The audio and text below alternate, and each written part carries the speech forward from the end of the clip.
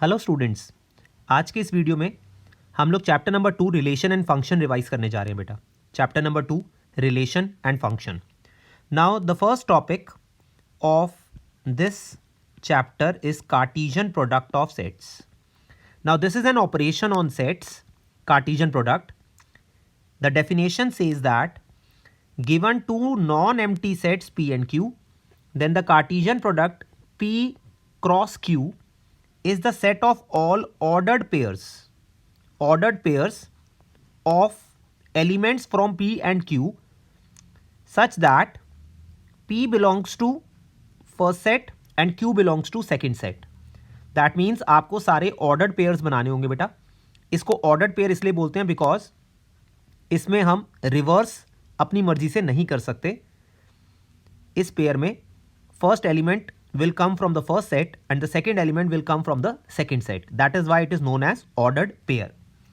Now there are some points to be noted. The first point says that two ordered pairs are equal if and only if the corresponding first element are equal and the second elements are also equal. That means ordered pair equal तभी माना जाएगा जब first element first के equal होगा और second element second के equal होगा.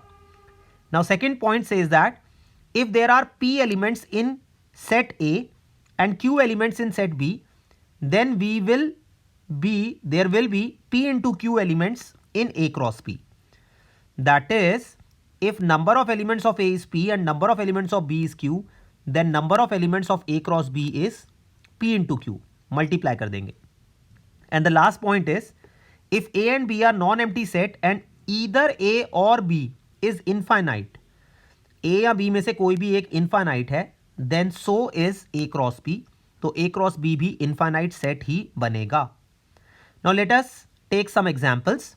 Now first example is, you are given with two pairs to be equal. We have to find x and y. So it is very simple. आप first element x plus 1 को first element से equate करेंगे. So x आपके पास आ गया 2 and second element y minus 2 को आप 1 से equate करेंगे बेटा. सो y की वैल्यू आ गई 3. सो इसमें हमने यूज़ किया first point which says that if two pairs are equal तो इनका फर्स्ट एलिमेंट फर्स्ट के इक्वल होना चाहिए and second element will be equal to the second element of the pair. Now second question says if P is ABC and Q is R, then we have to form P cross Q and Q cross P. And then they are asking, are these two products equal? So first of all, we will find out P cross Q. Now for P cross Q, हम P और Q के ordered pairs बनाएंगे taking first element from P. So it will be AR, then BR, then CR. So 3 ordered pairs will be there. But Q cross P के case में बेटा हम reverse pair बनाएंगे. So it will be RA, then RB and RC. So as you can see that P cross Q is not equal to Q cross P क्योंकि ordered pair बेटा reverse है. Okay, now third example says आपको ABC 3 set given है and you have to find first part A cross B intersection C and second part A cross B intersection A cross C, then third part A cross B union C and fourth part A cross B union A cross C. So to begin with this example, first of all we need to find B intersection C. B और C में common region मुझे find out करना है बेटा. B और C में common region. So B और C में common elements जैसे कि आप देख पा रहे हैं सिर्फ 4 है और B यूनियन C भी चाहिए मुझे बेटा. सो B और C में यूनियन अगर हम करें तो इट विल बी 3 4 5 6. 4 एलिमेंट्स आएंगे 3 4 5 6. सो फर्स्ट पार्ट इज हमें A के पेयर्स बनाने हैं B इंटरसेक्शन C के साथ. So since B intersection C में एक ही एलिमेंट है और A में 3 एलिमेंट्स हैं बेटा, so it will be 1 4 then 2 4 and 3 4. So there will be 3 ordered pairs and in second part we need to find A cross B intersection A cross C. So for that सबसे पहले हमें ए और B के intersection A और B के ordered pair चाहिए होंगे बेटा, जो कि 6 ऑर्डर्ड पेयर होंगे. That will be 1 3 1 4, then 2 3 2 4 and 3 3 3 4. So these are the pairs for A cross B. Now हमें इंटरसेक्शन चाहिए इसका with A cross C. So A cross C के लिए बेटा हमारे 9 पेयर्स बनेंगे. It will be 1 4 1 5 1 6, then this is 1 6, then 2 4 2 5 2 6 and 3 4 3 5 3 6. So that means we have 9 pairs. So इन तीनों में कॉमन चाहिए मुझे, इन दोनों में. सो दे विल बी 1 4, ये देखिए 1 4 है दोनों में, देन 2 4, 2 4 भी दोनों में बेटा, एंड 3 4, 3 4 भी दोनों में है. सो that means it is 1 4 2 4 and 3 4. सो आप नोटिस करेंगे फर्स्ट पार्ट का आंसर और सेकेंड पार्ट का आंसर सेम है. तो यहां से हमें एक रिजल्ट पता चलता है कि A cross B intersection C is same as A cross B intersection A cross C. And similar is the case with third and fourth part. जो थर्ड पार्ट का आंसर आएगा बेटा A cross B union C, वो A cross B और ए cross सी के union के equal होगा. सो यहां से हमारे को दो इन्फ्रेंसेस मिल गए. First part, the answer of first part is equal to answer of second part, and answer of third part will be equal to answer of fourth part. So third और fourth part मैं अभी solve नहीं कर रहा बेटा, आप लोग solve करेंगे. सो थर्ड पार्ट में आपको A cross B union C find out करना है, इसके सभी पेयर्स बनाने होंगे आपको. और फोर्थ पार्ट में आपको उन्होंने कहा है ए क्रॉस बी का यूनियन ए क्रॉस सी के साथ, और इसके सभी आपको पेयर्स निकालने होंगे और दोनों इक्वल आएंगे बेटा आंसर. नाउ एग्जाम्पल नंबर 6 देखेंगे. एग्जाम्पल नंबर 6, ये सभी एग्जाम्पल्स बेटा कार्टेशियन प्रोडक्ट पे बेस्ड हैं. This is first topic of this chapter. Now example 6 में आपको ए क्रॉस बी गिवन है. You are given with 4 pairs, but you have to find set A and set B. Yes, अब देखिए ए cross B में जितने भी pairs होंगे उनका जो फर्स्ट एलिमेंट होगा वो सेट ए में आएगा. सो सिर्फ फर्स्ट एलिमेंट को देखिए, P again P, then M again M. So that means set A में पी और एम दो एलिमेंट्स आएंगे, और सेट बी में बेटा सेकेंड एलिमेंट, ध्यान से देखिए, सेकेंड एलिमेंट है Q, then R, then again Q, then again R. So set B में आएगा बेटा क्यू और आर. वैसे भी हम रोस्टर फॉर्म में बेटा रिपीटेड एलिमेंट दोबारा नहीं लिखते हैं. So A set will be P comma M and B set will be Q comma R. And you can check कि अगर आप इनका क्रॉस प्रोडक्ट करते हैं तो आपके पास 4 पेयर्स बनेंगे जो हमें एग्जाम्पल में गिवन है. सो यहां तक हमने फर्स्ट एक्सरसाइज करी बेटा. अब हम सेकेंड एक्सरसाइज पे आते हैं, that is known as relations. So relation basically subset होता है कार्टेशियन प्रोडक्ट का. ये देखिए डेफिनेशन पढ़िए मेरे साथ. A relation R from a non empty set A to a non empty set B is a subset, देखिए मैं सबसेट को डार्क कर रहा हूं, of Cartesian product A cross B. The subset is derived from describing relationship, देखिए relationship, that means relation between first element and second element of ordered pairs A cross B.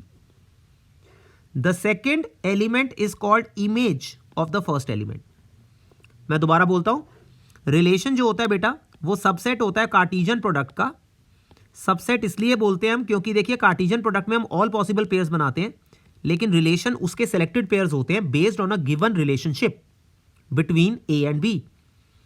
तो वो relationship पे based जितने भी हमारे pairs होंगे, limited pairs, वो belong करेंगे रिलेशन को. और इसमें हम फर्स्ट एलिमेंट को प्री इमेज बोलते हैं और सेकेंड एलिमेंट को इमेज बोलते हैं बेटा, इमेज. ये देखिए डेफिनेशन 3 पढ़िए. The set of all first elements, set of all first elements of ordered pair in the given relation from set A to set B is called domain of the relation R. मतलब relation में आप जितने भी pairs बनाएंगे बेटा, selected pairs, उसका जो first element होगा उसकी कलेक्शन को हम बोलते हैं डोमेन. एंड डेफिनेशन 4 पढ़िए. The set of all second elements in relation R from set A to set B is called range of relation R. जो सेकेंड एलिमेंट्स होते हैं बेटा उनकी कलेक्शन को रेंज बोलते हैं. और whole set B is called codomain. And we can note that range is always a subset of codomain. मैं फिर से रिपीट कर रहा हूं, जब आप एक रिलेशन फाइंड आउट करते हैं which is a subset of Cartesian product, तो उस रिलेशन में जो भी पेयर बनेगा उसके फर्स्ट एलिमेंट्स की कलेक्शन को डोमेन बोलते हैं और सेकंड एलिमेंट्स की कलेक्शन को रेंज बोलते हैं. और जो बी सेट है, पूरा बी सेट, उसे हम कोडोमेन बोलते हैं. सो that means range is part of codomain. I repeat, range is part of codomain.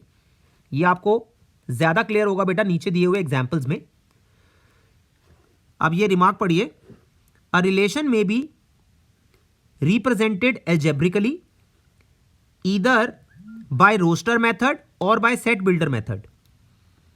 हम रिलेशन को एल्जेब्रिकली रिप्रेजेंट कर सकते हैं या तो रोस्टर फॉर्म होता है जब हम पेयर्स बनाकर लिखेंगे, और बेटा सेट बिल्डर फॉर्म होता है जिसमें हम रूल डिफाइन करेंगे, उनकी रिलेशन को डिफाइन करेंगे बेटा एक्स सच दैट करके. और सेकंड है point, the arrow diagram is the visual representation of a relation. अब ये एरो डायग्राम क्या होता है मैं आपको एक्सप्लेन करूंगा एग्जाम्पल से. सो एग्जाम्पल 7 देखिए. Let A be a set 1 2 3 4 5 6. Define a relation R from A to A by, ये आपको रिलेशन गिवन है बेटा x comma y such that y is equal to x plus 1. So हमारा focus इस पे होना चाहिए कि y is equal to x plus 1. और हमें जो ए सेट गिवन है बेटा उसमें एलिमेंट्स हैं 1 से लेके 6 तक, natural numbers. So depict this relation using an arrow diagram. पहले पार्ट में आपको एरो डायग्राम बनाना है. And write down the domain, codomain and range of relation. तो देखिए सबसे पहले हम इस रिलेशन को डिफाइन करने जा रहे हैं. रिलेशन को डिफाइन प्लीज देखिएगा. ये जो गिवन रिलेशन है इसमें x की जगह मैं एक एक करके 1 से लेकर 6 तक नेचुरल नंबर्स डालूंगा. तो x को जब 1 डालेंगे तो y की वैल्यू 2 आ रही है बेटा. x को 2 पुट करेंगे तो y 3 आ रहा है. सिमिलरली x को 3 पुट करेंगे तो y 4 होगा. Then next pair will be 4,5, then 5,6 and 6,7. But 6,7 में आप नोटिस करेंगे 7 is not part of a, तो हम वो वाला पेयर नहीं लेंगे, बेटा, क्योंकि हमें बोला गया था कि relation R from A to A. देखिए ए टू ए का मतलब क्या होता है कि आपका फर्स्ट और सेकंड एलिमेंट दोनों इस सेट ए में से आने चाहिए बेटा, सेट ए में से आने चाहिए. तो ये मैंने रिलेशन बना लिया. अब इस रिलेशन में अगर मैं इसको एरो डायग्राम से डिपिक्ट करता हूं बेटा, फर्स्ट पार्ट एरो डायग्राम, ध्यान से देखिएगा. तो हम 2 ओवल्स बनाएंगे, 2 ओवल्स. पहले वाले में भी हम 1 2 3 4 5 6 सारे नंबर्स लिखेंगे और दूसरे वाले में भी ए सेट लिखेंगे 1 2 3 4 5 6 सारे नंबर्स. अब पहला पेयर था हमारा 1,2. So 1 will be linked to 2 with an arrow. Similarly 2,3. So 2 will be joint to 3. Similarly 3 joint to 4, 4 joint to 5 and 5 joint to 6. So this is known as arrow diagram. तो ये visual representation होती है relation की बेटा, जिसको हम arrow diagram कहते हैं. और अब हमें सेकेंड पार्ट में लिखना है इसका डोमेन, रेंज और कोडोमेन. अब ध्यान से सुनिएगा. डोमेन आपको बताया गया था जो आपने पेयर्स बनाए हैं, रिलेशन के जितने भी पेयर्स बनाए बेटा उसका फर्स्ट एलिमेंट. और अगर आप एरो डायग्राम में देखें तो जो फर्स्ट ओवल है, फर्स्ट ओवल उसके जो कनेक्टेड वाले एलिमेंट्स हैं, सिर्फ कनेक्टेड वाले 1 से लेके 5 तक, यस, तो दैट इज डोमेन 1 2 3 4 5 तक. और जो रेंज होती है बेटा वो रिलेशन के जितने भी पेयर्स हैं उनका सेकंड एलिमेंट होता है. और इसी तरह अगर आप एरो डायग्राम में देखें तो जो सेकंड ओवल है, सेकंड ओवल के जो कनेक्टेड वाले एलिमेंट्स हैं, only connected elements, that is 2 3 4 5 6, 2 3 4 5 6. And then codomain, codomain होता है पूरा सेट बी. पूरा सेट बी का मतलब है यहां पे कि जो सेकंड वाला आपका ओवल है उसके सारे एलिमेंट्स 1 से लेकर 6 तक बेटा, 1 से लेकर 6 तक. तो मैं फिर से रिपीट कर रहा हूं. अच्छा क्वेश्चन था. इस क्वेश्चन में पहले तो आपको जो रिलेशनशिप गिवन है उसको आपको विजुअलाइज करना है ध्यान से और सारे सेलेक्टेड पेयर्स बनाने हैं. फिर हमें एरो डायग्राम बनाना था बेटा, और फिर हमें लिखना था domain, range, codomain. Domain is the collection of all the first elements of pairs in the given relation, and range is the collection of all the second elements, और कोडोमेन होता है बेटा जो सेकंड सेट हम use कर रहे हैं, that is complete A set 1 से लेकर 6 तक। अब देखिए बहुत इंपॉर्टेंट नोट है, ये काफी काम आता है। टोटल नंबर ऑफ रिलेशंस अगर आपको फाइंड करना है from set A to set B, that is equal to number of possible subsets, I repeat number of possible subsets of A cross B. मेरे कहने का क्या मतलब है, प्लीज देखिए, अगर number of elements of A है स्मॉल पी और number of elements of B है स्मॉल क्यू, तो ए क्रॉस बी में एलिमेंट्स होते हैं पी इंटू क्यू बेटा। तो इनके जो सबसेट्स बनेंगे, आई रिपीट इनके जो सबसेट्स बनेंगे, that is the number of relations, it will be 2 raise to the power p q. क्योंकि देखिए नंबर ऑफ सबसेट का हमने फॉर्मूला किया था 2 raise to the power n, number of subsets का फॉर्मूला किया था हमने 2 raise to the power n, तो यहां पे एन की जगह पे आएगा p q. So this will be the number of relations. तो ये देखिए एग्जाम्पल 9 काफी इंपॉर्टेंट है, 1 मार्कर 2 मार्कर में आ सकता है। आपको ए सेट के एलिमेंट्स 2 दिए हुए बेटा और बी सेट में भी एलिमेंट्स 2 दिए हुए हैं। हमें फाइंड करना है number of relations from A to B. तो इसका मतलब हमें पहले ए क्रॉस बी के नंबर ऑफ पेयर्स चाहिए होंगे, that will be 2 into 2 4। So number of relations from A to B will be 2 raised to the power 4, that is 16.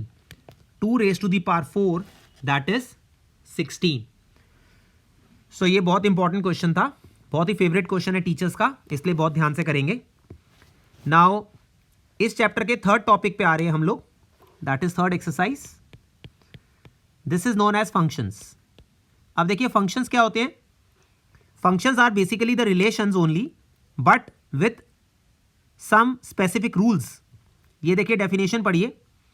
A relation f from set A to set B is said to be a function if every element of set A has one and only one image in set B. मैं फिर से repeat कर रहा हूं, हम उस relation को function बोलते हैं बेटा जिसमें सारे एलिमेंट्स जो सेट ए के होते हैं उनकी यूनिक इमेज होनी चाहिए सेट बी में। Yes, one and only one image in set B. Okay, in other words, नीचे पढ़िए, a function f is a relation from a non-empty set A to a non-empty set B such that domain of f is A and no two distinct ordered pairs in f have the same first element. मतलब आपके जो codomain है, codomain में जितने भी elements होंगे उनकी जो प्री इमेजेस हैं वो भी डिस्टिंक्ट होनी चाहिए। जो प्री इमेजेस हैं वो भी डिस्टिंक्ट होनी चाहिए। मतलब डोमेन के अंदर सिर्फ एक ही एलिमेंट के साथ वो ज्वाइन होनी चाहिए। Multiple images are not allowed. I repeat, multiple images are not allowed. So मैं ड्रॉ करके बताता हूं। ये देखिए प्लीज, अगर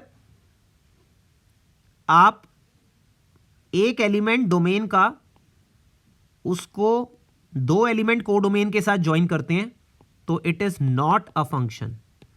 I repeat, not a function. So suppose ये एलिमेंट 1 है और यहां पर ये एलिमेंट है सपोज 2 एंड दिस इज 3। सो इसका मतलब हमारे दो पेयर बन रहे हैं 1,2 एंड 1,3।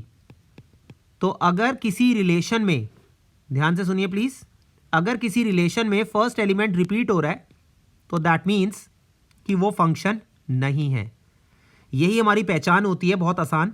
अगर आपको एक रिलेशन दिया जाए पेयर्स बनाकर और आपसे पूछे weather it is a function or not, तो आपको ये चेक करना होगा कि सभी पेयर्स में जो पहला एलिमेंट है बेटा वो रिपीट नहीं होना चाहिए। पहला एलिमेंट रिपीट नहीं होना चाहिए। अब यहां पर ये फ्रेज पढ़िए बेटा, if f is a function from A to B and a comma B belongs to f then f of a equal to b. मैं रिपीट कर रहा हूं, अगर ए कॉमा बी f को बिलोंग करता है तो इसका मतलब होता है कि f के अंदर जब x की जगह a पुट करेंगे तो आंसर b आएगा, where b is called the image of a and under f and a is called the preimage of b।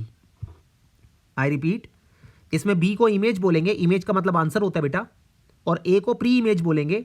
Pre image का मतलब होता है कि जो वैल्यू हमने पुट करी to get that answer, to get that answer.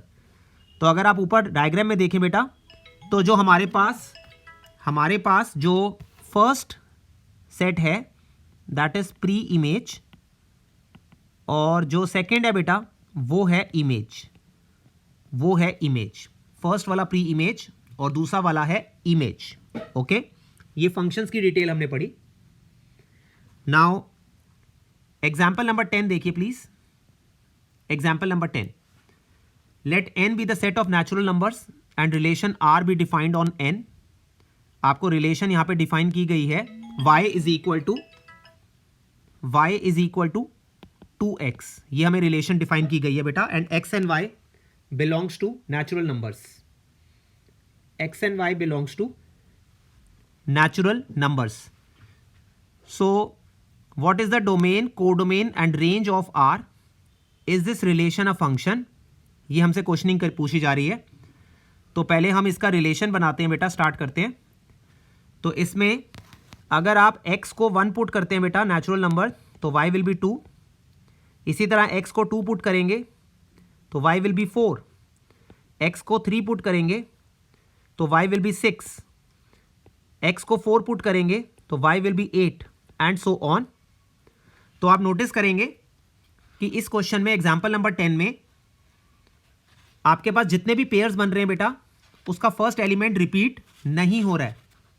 मैं फिर से कह रहा हूं, फर्स्ट एलिमेंट रिपीट नहीं हो रहा है।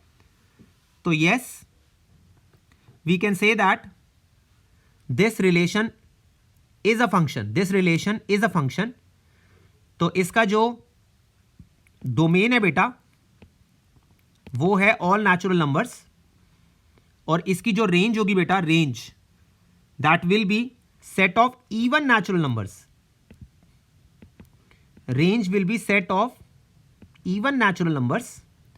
और कोडोमेन जो है बेटा, कोडोमेन जो कि सेकंड सेट है, वो भी ऑल नेचुरल नंबर्स होगा। And yes, this is a function, this is a function, क्योंकि किसी भी पेयर में फर्स्ट एलिमेंट रिपीट नहीं करेगा बेटा। तो ये क्वेश्चन एग्जांपल 10 था based on function. Now example 11 देखिए please. Examine each of the following relation given below and state in each case giving reason whether it is a function or not. So first part में आप अगर ध्यान से notice करें तो सभी pairs का फर्स्ट एलिमेंट रिपीट नहीं हो रहा है। तो first part, yes it is a function because first element is not being repeated, first element is not being repeated. Then second part में आप दोबारा चेक करें अगर, तो पहले दो पेयर में ही फर्स्ट एलिमेंट रिपीट कर रहा है, तो it is not a function because element 2 corresponds to two different images, that is 2 and 4. That means आप नोटिस करेंगे कि एलिमेंट 2 की दो इमेजेस हैं, वो 2 से भी कंबाइन हो रहा है और वो 4 से भी कंबाइन हो रहा है। सो इसे मल्टीपल इमेजेस कहते हैं। तो इसलिए because of this reason it is not a function. और थर्ड पार्ट में अगर आप नोटिस करें तो फर्स्ट एलिमेंट रिपीट नहीं हो रहा है, तो every element has a unique image. So yes it is a function, yes it is a function. अब हम डेफिनेशन 6 देखते हैं बेटा, इसको अलजेब्रा ऑफ फंक्शंस बोलते हैं। A function which has either R or one of its subset as its range is called a real valued function. मतलब कोई भी फंक्शन जिसका जो रेंज होगा वो रियल नंबर्स होगा या रियल नंबर का सबसेट होगा, तो उसे हम रियल वैल्यूड फंक्शंस बोलते हैं। एंड अगर डोमेन भी रियल नंबर होगा या सबसेट ऑफ रियल नंबर, तो उसे हम रियल फंक्शन बोलते हैं। आई रिपीट, अगर सिर्फ रेंज आपका रियल नंबर है या उसका सबसेट, तो उसे रियल वैल्यूड फंक्शन बोलते हैं। रियल वैल्यूड का मतलब जिसका आंसर रियल आएगा। और अगर डोमेन भी रियल नंबर है या उसका सबसेट, तो उसे हम रियल फंक्शन बोलते हैं। नाउ एग्जांपल 16 बहुत इजी है। आपको दो फंक्शंस दिए गए हैं, F X and G X are two real functions. We have to find their sum, their difference, their multiplication product and their division. So ध्यान से देखिए, बहुत ईजी है। तो इसमें एफ प्लस जी एक्स को हमें दोनों फंक्शंस को ऐड करके लिखना है बेटा। So X square plus 2x plus 1, ये इसका आंसर हो गया। देन सेकेंड पार्ट में बेटा हमें f माइनस जी, इनको माइनस करके लिखना है, तो x square minus 2x minus 1, this will be the answer. Third part में बेटा हमें f मल्टीप्लाई बाय जी करना है, तो एक्स स्क्वायर को हम 2x प्लस 1 से मल्टीप्लाई करेंगे, that will B 2x cube plus x square, this will be the answer. और फोर्थ पार्ट में बेटा हमें डिवाइड करना है f divide by g, so that means x square divided by 2x plus 1, लेकिन इसमें डिनोमिनेटर जीरो नहीं होना चाहिए, तो हम लिखेंगे x can not B minus half. I repeat, हम यहां पे डिफाइन करेंगे कि x can not B minus half, क्योंकि डिनोमिनेटर जो है वो आपका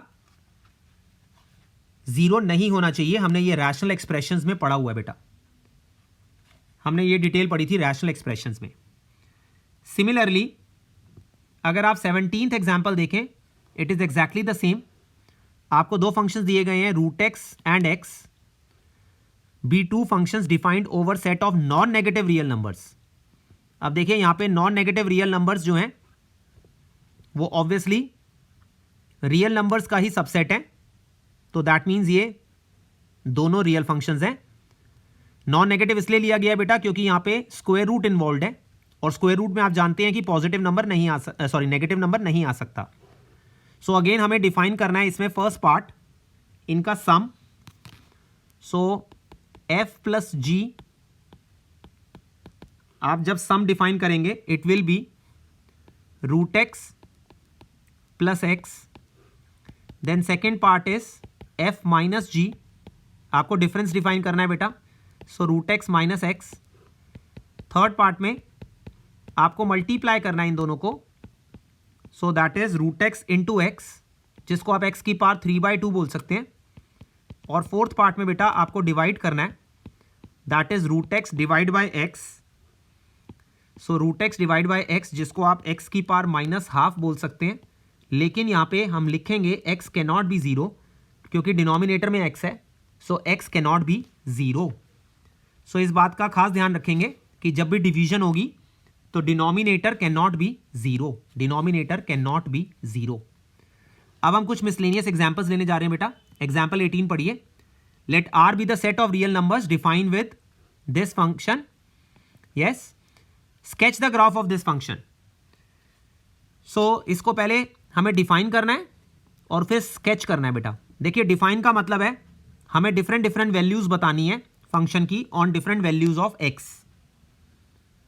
सो वो हमें प्लॉटिंग में भी हेल्प करेगा। तो हम यहां पर जैसे 10th क्लास में ग्राफ के लिए टेबल बनाते थे, हम इसी तरह से टेबल बना सकते हैं बेटा, एक्स एंड एफ एक्स। अब हम कुछ नेगेटिव कुछ पॉजिटिव वैल्यूज लेंगे। सपोज हमने एक्स को -1 ले लिया तो फंक्शन की वैल्यू आएगी 9। सपोज हमने एक्स को 0 ले लिया तो फंक्शन की वैल्यू आएगी 10। अगर एक्स को 1 लेंगे तो फंक्शन आएगा 11, एक्स को 2 लेंगे तो फंक्शन आएगा 12। सो हमने इस तरह से इसको डिफाइन किया पहले बेटा। अब हम इसका ग्राफ बनाएंगे। सो इसका ग्राफ बनाने के लिए हमें इन्हीं पॉइंट्स को प्लॉट करना होगा। सो सपोज आपके पास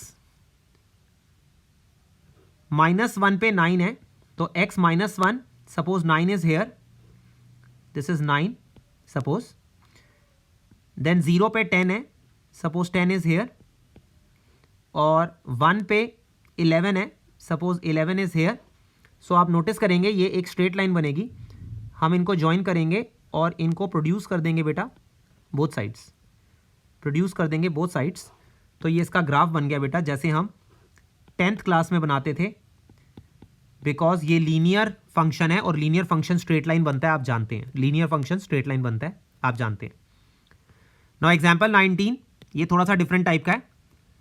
late R be a relation from Q to Q defined by a comma b such that ab belongs to rational numbers and a minus b belongs to integers.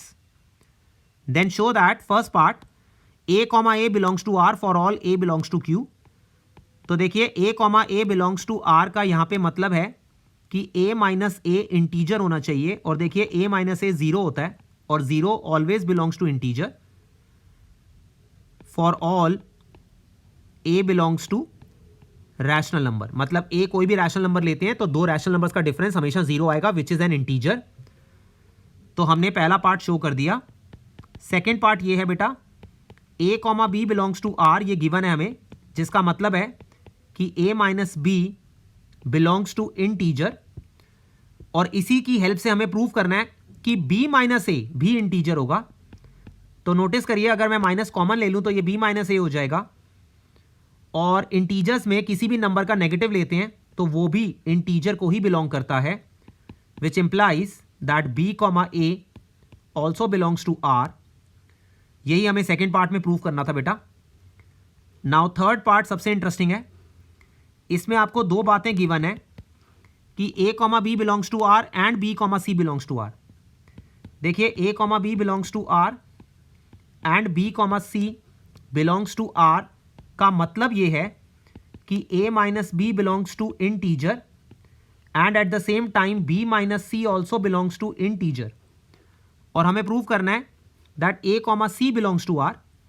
So please ध्यान से सुनिए, मुझे एक बात बताइए, दो integers का जब हम सम करते हैं, आई रिपीट, दो इंटीजर्स का हम जब सम करते हैं तो a minus B plus b minus C, जिसमें कि b और b कैंसिल हो जाएगा, जो कि a माइनस सी आएगा, also belongs to integer. I repeat, मैंने यहां पे प्रॉपर्टी यूज करी है बेटा कि sum of two integer is always an integer, which implies that a comma C belongs to r, और यही हमें प्रूव करना था। सो ये एग्जाम्पल थोड़ा डिफरेंट था बेटा, आप दोबारा से खुद जरूर करेंगे। इसी तरह एग्जाम्पल नंबर 20 भी इंपॉर्टेंट है बेटा। आपको एक f फंक्शन डिफाइन किया गया है पेयर्स की फॉर्म में, 4 पेयर्स दिए हुए हैं, और बोला गया it is a linear function from z to z। तो हमें fx फाइंड करना है। Now since it is a linear function, तो हम लेट कर लेंगे fx को ax plus b। I repeat, since it is linear function, तो हमने fx को लेट कर लिया ax प्लस b। अब हम यहां से कोई भी दो पेयर्स लेंगे बेटा, कोई भी दो पेयर्स, हमारी मर्जी है। तो मैं फर्स्ट पेयर ले रहा हूं और इसमें सब्सटीट्यूट कर रहा हूं 1 कॉमा 1। देखिए, जो पहला नंबर है बेटा 1, वो x की जगह डाला जाएगा, तो यहां a प्लस बी हो गया। और दूसरा नंबर 1 फंक्शन की जगह डालेंगे बेटा, फंक्शन fx की जगह, तो यहां पे 1 आ जाएगा। सो ये फर्स्ट इक्वेशन हो गई। और अब मैं दूसरा पॉइंट 0 कॉमा माइनस 1 ले रहा हूं जानबूझ के, 0 कॉमा माइनस 1। इसमें हमें 0 को x की जगह डालना है, तो राइट साइड में सिर्फ b आएगा, और लेफ्ट साइड में फंक्शन की जगह -1 डालेंगे, तो ये सेकेंड इक्वेशन आ गई। So as you can see from 1 and 2 आपके पास b की वैल्यू तो आ चुकी है -1। अगर आप b की वैल्यू -1 फर्स्ट इक्वेशन में पुट करें तो a हमारा 2 आ जाएगा बेटा, a आ जाएगा 2 और b है -1। सो देयरफॉर आपका फंक्शन बन गया 2x - 1। मैंने a और b की जगह बेटा ये वैल्यूज पुट कर दी यहां पर, तो फंक्शन बन गया 2x - 1। सो याद रखिएगा, जब भी फंक्शन की फॉर्म में आपको पेयर दिया जाता है तो उसका जो पहला नंबर होता है वो x की जगह डाला जाता है और दूसरा नंबर फंक्शन की जगह, क्योंकि हमें मालूम है कि ऑर्डर्ड पेयर हमारा x, y होता है बेटा, और यहां पे y का मतलब होता है फंक्शन fx। नाउ एग्जांपल 21 पे आते हैं बेटा। Example 21, we have to find the domain of this function, only domain. अब देखिए, डोमेन के लिए आपको याद रखना होगा कि ये फंक्शन हमें बताना है कि कहां पर डिफाइंड है, तो उसके लिए उल्टा सोचेंगे कि ये नॉट डिफाइंड कब होगा। तो कोई भी रैशनल एक्सप्रेशन नॉट डिफाइंड तभी होता है जब डिनोमिनेटर 0 होता है। सो हम इस तरह से लिखेंगे, देखिए, for defined values comma denominator should not be 0। Denominator should not be 0। अब डिनोमिनेटर को हम फैक्टराइज करेंगे तो ये x - 1 और x - 4 दो फैक्टर्स बनेंगे। सो that means x should not be 1 और 4। सो देयरफॉर इसका जो डोमेन आएगा बेटा वो होगा ऑल रियल नंबर्स एक्सेप्ट 1 और 4। मतलब आप 1 और 4 को छोड़कर कोई भी रियल नंबर पुट कर सकते हैं, लेकिन 1 और 4 नहीं पुट कर सकते। तो this is domain of this function. Example 21। Now in example 22 we are given with this function and we have to draw its graph. अब देखिए, अगेन इसका ग्राफ ड्रॉ करने के लिए हम कुछ वैल्यूज लेंगे x की और fx की। प्लीज ध्यान से देखिएगा। देखिए, यहां पे हमें x इक्वल टू 0 पे 1 दिया हुआ है, तो जब हम 0 पुट करेंगे तो फंक्शन की वैल्यू 1 है, लेस देन 0 मतलब नेगेटिव वैल्यू के लिए हमें x की वैल्यू को 1 माइनस एक्स में पुट करना है। तो देखिए मैं -1 और -2 ले रहा हूँ। -1 अगर मैं पुट करूँगा यहाँ पे x की जगह 1 माइनस एक्स में, तो यहाँ 2 आ जाएगा, और -2 पुट करूँगा तो 3। इसी तरह व्हेन x इज पॉजिटिव तो आपको x + 1 में पुट करना है। तो अब मैं 1 और 2 पॉजिटिव वैल्यू पुट कर रहा हूँ x + 1 में बेटा, तो अगेन 2 और 3 आएगा। So based on this table आप इसका diagram that is graph plot करें अगर, तो ये कुछ इस तरह से बनेगा। 0 पे वैल्यू 1 है बेटा, 1, देन -1 और -2 पे वैल्यू हमारी 2 और 3 है बेटा। So suppose 2 is here and 3 is hair, और 1 और 2 पे भी वैल्यू हमारी 2 और 3 है बेटा, तो 2 is here and 3 is here. So आप नोटिस करेंगे कि it will be like a V, it will be like a V. So ये इसका ग्राफ हमने प्लॉट कर दिया बेटा by taking the actual points, by taking the actual points. तो ये हमने इसका ग्राफ प्लॉट कर दिया बेटा। सो अगेन ये इंपॉर्टेंट है। नाउ मिसलेनियस एक्सरसाइज में से मैं कुछ क्वेश्चन, सिर्फ सेलेक्टेड क्वेश्चन ले रहा हूं डोमेन रेंज से बेस्ड, डोमेन रेंज से मैचिंग। सो फोर्थ क्वेश्चन है find the domain and range of the function. आपको फंक्शन दिया हुआ है बेटा √(x-1). सो सबसे पहले हमें मालूम है कि रूट के अंदर नेगेटिव अलाउड नहीं है। So for defined values x-1 जो रूट के अंदर का पार्ट है that should be greater than और इक्वल टू 0, पॉजिटिव होना चाहिए बेटा। सो x इज ग्रेटर देन और इक्वल टू 1। तो therefore domain of this function will be from 1 to infinity। I repeat from 1 to infinity। और रेंज के लिए ध्यान दीजिए, रेंज के लिए हम fx को y लेट कर लेंगे, y लेट करेंगे और इसकी स्क्वेयरिंग करके रीशफलिंग करेंगे सो दैट हमारे पास x in terms of y आ जाए, x in terms of y आ जाए।